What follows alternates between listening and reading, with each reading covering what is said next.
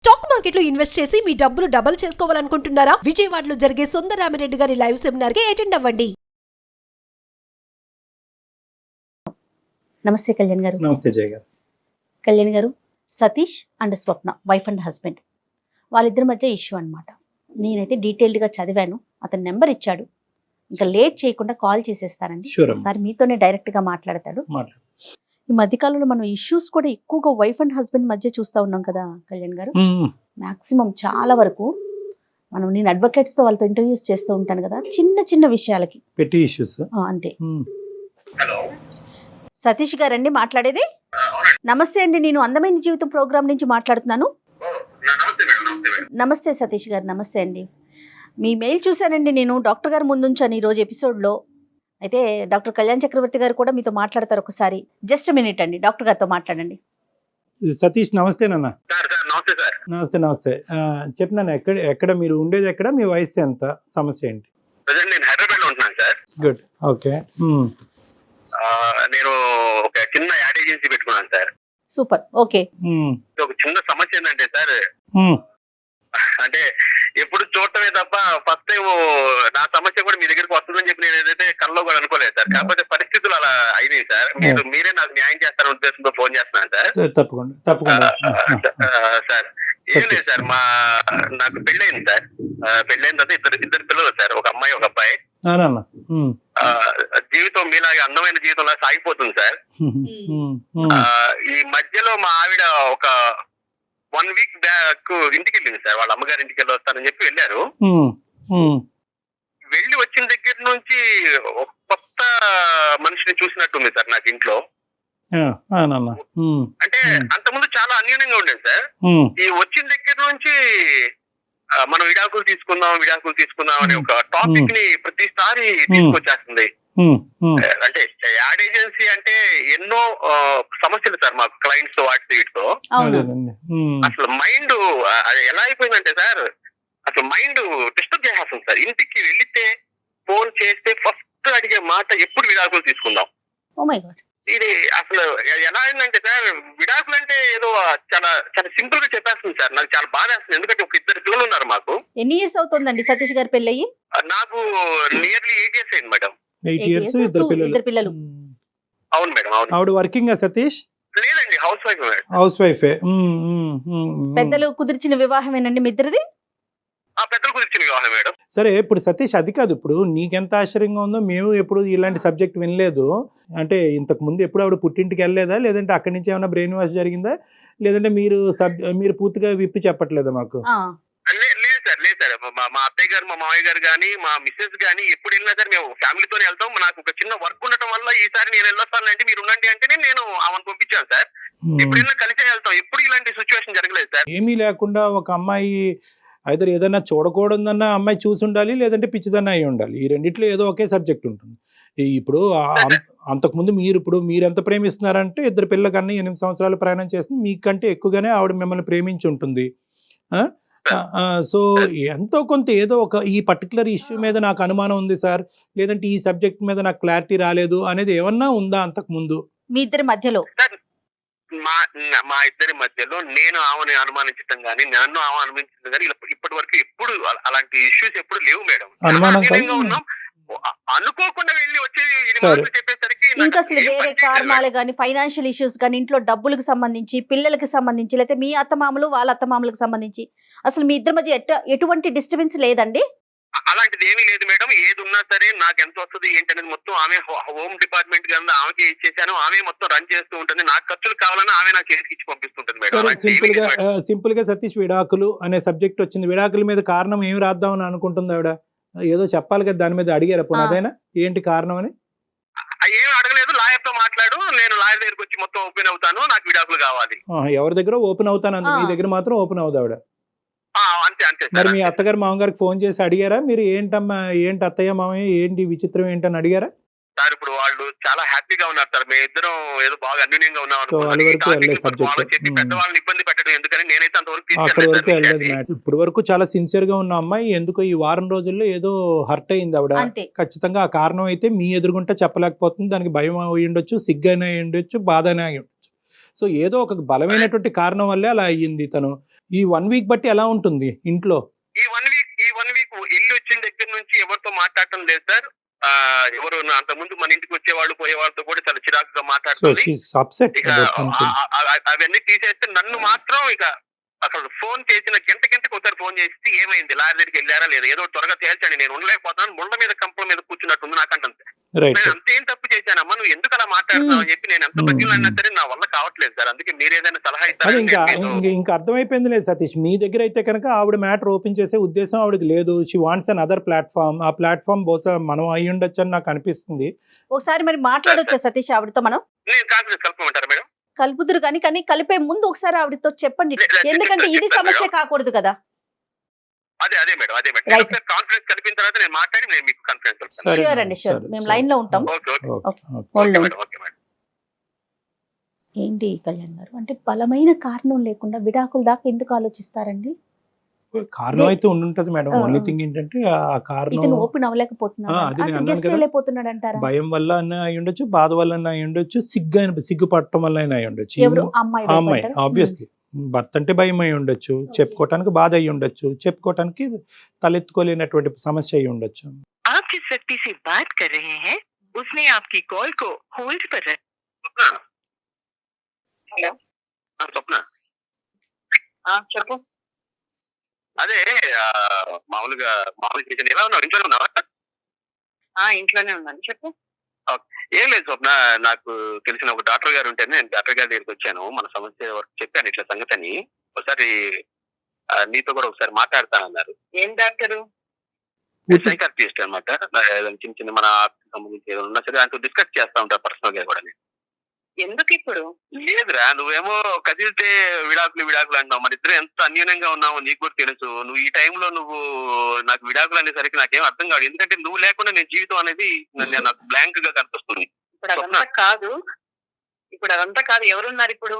స్వప్న గారు ఒక్క నిమిషం అండి, నేను సుమన్ టీవీ నుంచి జయాని మాట్లాడుతున్నాను. నాతో పాటు డాక్టర్ కళ్యాణ్ చక్రవర్తి గారు, సైకియాట్రిస్ట్ డాక్టర్ ఉన్నారండి. అతను పూర్తిగా చెప్పడానికి భయపడుతున్నారో మొహమాటం పడుతున్నారో తెలియదమ్మా. స్వప్న సారీ ఇటువంటి పరిస్థితిలో మీతో మాట్లాడటానికి. కానీ అతను ఏంటంటే ఒక సందిగ్ధ పరిస్థితిలో ఉన్నారు. ఒక సమస్యకి పరిష్కారం గురించి కోరుకుంటూ మనకు చేశారు. మేమేమన్నా హెల్ప్ చేయొచ్చు అనే ఉద్దేశంతో మీ పర్మిషన్ తీసుకున్న తర్వాతే మీతో మాట్లాడమని స్పష్టంగా చెప్పాము. మీకు ఇష్టం లేకుండా అసలు మాట్లాడే ఉద్దేశం మాకు లేదు. ఈ మధ్యకాలంలో వారం రోజులు బట్టి మీరు ఒక నిరాశకు గురయ్యి ఈ బంధమే వద్దు అనుకుని విడాకుల గురించి కోరుకుంటున్నారంట. దానికి కారణం ఏంటో అతనికి అర్థం కాక అతను డిప్రెషన్లోకి వెళ్ళి మాకు చేశాడు. సరే ఉండయ్యా, ఆవిడతో మాట్లాడదామని మేము చెప్పాము. If it is okay with you will talk with you. లేదండి మేడం, కారణం ఏం లేదు సార్. కారణం ఏం లేదు. నాకు విడాకులు కావాలి, తన దగ్గర నుంచి విడాకులు కావాలని నేను కోరుకున్నాను. స్వప్న, నువ్వు మాట్లాడేది ఎలా ఉందో తెలుసా? కారణం లేకుండా ఎవరైనా విడాకులు తీసుకుంటారా? ఎక్కడ చూసావా? నాతో నువ్వు నాతో మాట్లాడుకు. నాకు విడాకులు కావాలి. నేను అడిగాను కదా, నేను ముందే నీకు చెప్పానా? నీకు ఎన్నిసార్లు చెప్పాను? నాకు విడాకులు కావాలి నీ దగ్గర నుంచి.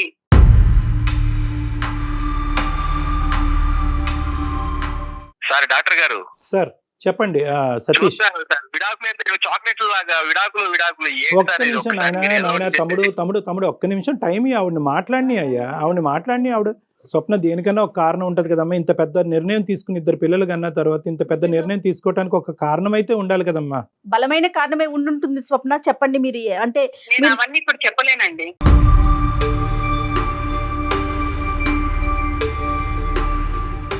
మీరిద్దరూ కలిసి ఉండాలని అతను కోరుకుంటున్నాడు, మీతో ఉండాలని కోరుకుంటున్నారు కదా.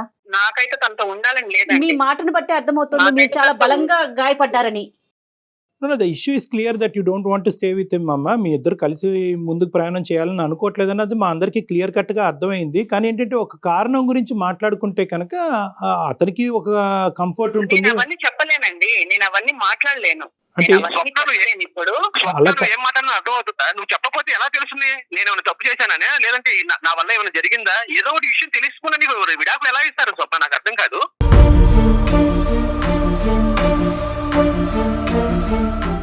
అక్కడ డాక్టర్ గారు ఉన్నారు, మనకంటే పెద్దవాళ్ళు. నేను ఏదో నువ్వు సమస్యను కొరకు చెప్తే కనుక వాళ్ళు ఏదో ఒకటి మన సొల్యూషన్ ఇస్తారని నేను ఇక్కడ వరకు తీసుకొస్తే నువ్వు నేను చెప్పనంటే చెప్పకపోతే ఏంటి? అట్లా కాదు చెడ్డవాడిగా ముద్ర మీరేసేసుకుంటున్నారు ముందే. అట్లా కాదు సతీష్, అట్లా కాదు. అలాగే ఉంది సార్. ఇప్పుడు ఎవరైనా సరే ఏమనుకుంటారు సార్, ఉన్నట్టుండి పెళ్ళం విడాకులు ఇచ్చి వెళ్ళిపోతుందంటే ఏమనుకుంటారు సార్? ఇప్పుడు మీరైనా సరే అదే అనుకుంటారు, ఏం చేశాడు వీడు అని చెప్పి.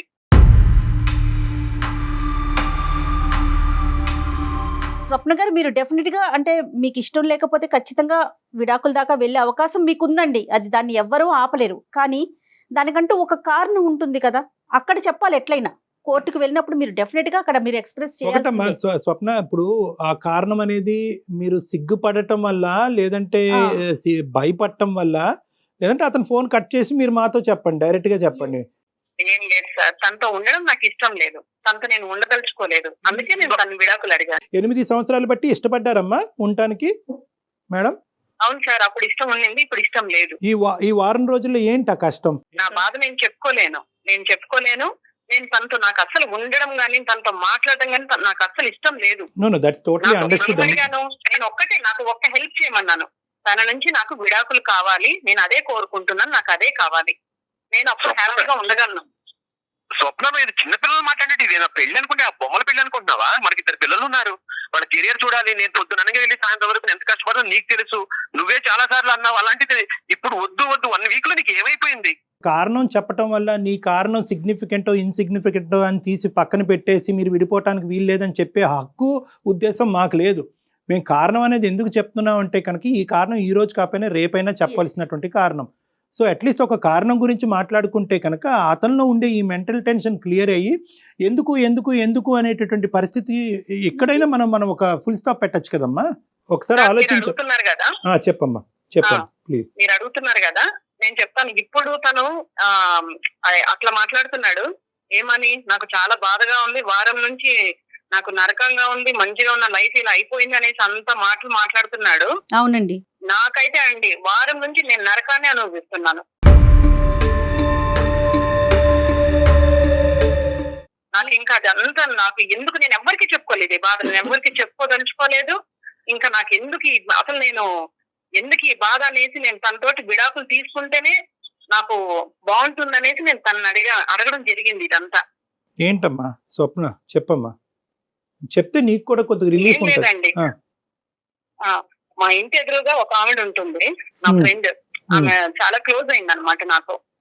ఇంకా ఆమె రోజు మా ఇంటికి రావడము, తర్వాత ఆమె ఏం చేసినా సరే మా ఇంటికి తీసుకురావడము, మా ఇంట్లో ఏం చేసినా తీసుకెళ్లడము, ఇలా బాగా చాలా క్లోజ్ గా ఉండే వాళ్ళం ఇద్దరం.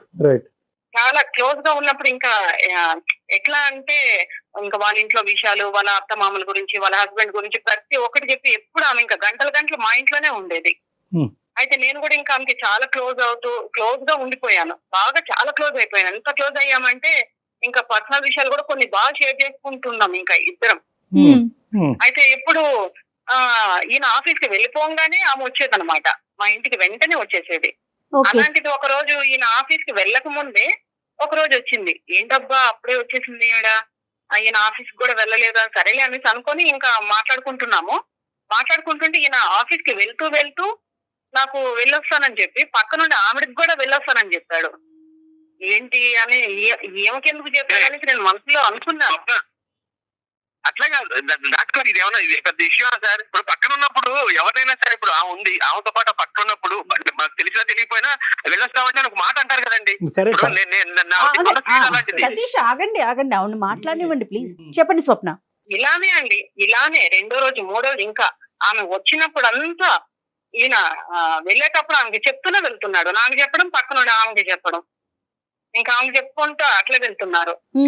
అయితే ఇంకా నాకు ఎంత కోపం వచ్చిందంటే ఒక రోజు నేను గట్టిగా అడిగాను, అదేంటి ఆమెకి ఎందుకు చెప్పడం, నువ్వు వెళ్తున్నావు ఆఫీస్ కి వెళ్ళేటప్పుడు ఆమెకి ఎందుకు చెప్తున్నావు నువ్వు అనేసి అంటే, చెప్తే అంటే పక్కన ఆమెకి చెప్తే తప్పేంటి అనేసి అంటున్నాడు.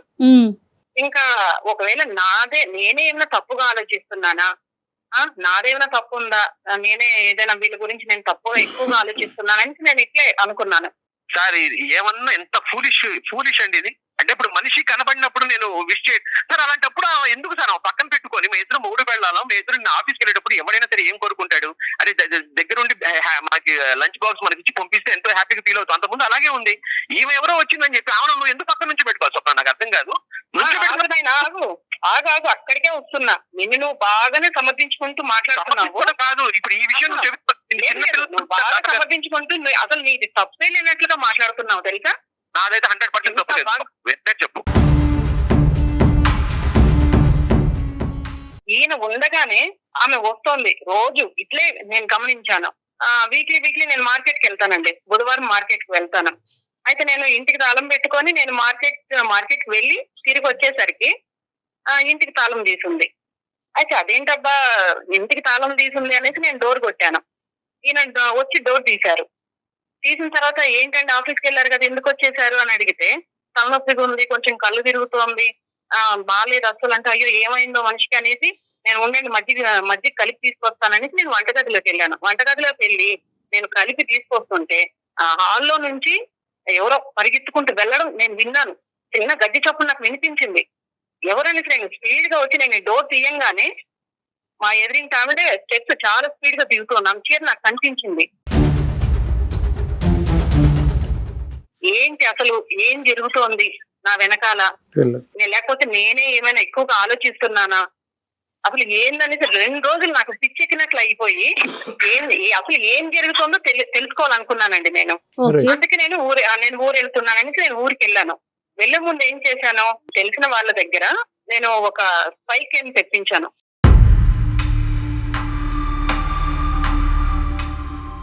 తెప్పించి అది రూమ్ లో, మా బెడ్రూమ్ లోనే ఒక టెడ్డీ బియర్ లో ఇట్లా ఫిక్స్ చేసుకోవాలి మేడం అనేసి నాకు వివరించారు వాళ్ళు నాకు. సరే అదంతా నేను సెటప్ అంతా పెట్టేసుకొని నేను వెళ్ళిపోయాను. నేను తెలుసుకోవాలి కదా సార్, ఒకవేళ నేనేమైనా అపోహ పడుతున్నానా, వీళ్ళని అనవసరంగా నేనేమైనా వీళ్ళ మీద డౌట్లు పడుతున్నాననేసి నేను ఆలోచించి నేను పిచ్చిదాన్ని అయిపోతున్నాను. ఊరు వెళ్ళిపోయిన తర్వాత 1 వీక్ ఉన్నాను. పిల్లల్ని కూడా నేను తీసుకెళ్లిపోయి 1 వీక్ ఉండి నేను తిరిగి వచ్చాను. అయితే పిల్లల్ని నేను స్కూల్కి పంపించేసి ఈయన వెళ్ళిపోయిన తర్వాత నేను చూశానండి. నిజంగా అండి మీరు నమ్మరు సార్, అసలు నేను ఎందుకు బ్రతుకున్నానా అనిపించింది. నా గుండెలు పగిలిపోయినాయి సార్. అసలు నేను కంప్లీట్ గా కూడా చూడలేదు. అసలు ఒక 2 నిమిషాలు చూశాను. దాన్ని చూసి తట్టుకోలేక వారం నుంచి సార్ నేను కనీసం మంచినీళ్ళు కూడా ముట్టుకోకుండా తిండి తినకుండా ఏడుస్తున్నాను. చనిపోదాం అనుకున్నాను. అంత భయంకరమైన విషయాలు చూశాను సార్ దాంట్లో. ఆమెతోటి ఈయన ఉండడం నేను చూశాను. ఈయన మళ్ళీ ఇప్పుడు బుకాయిస్తున్నాడు. ఏంటి ఏం జరిగింది, ఊరికి వెళ్ళొచ్చావు, నన్ను విడాకులు అడుగుతున్నావు అని నన్ను బుకాయిస్తున్నాడు, అడుగుతున్నాడు.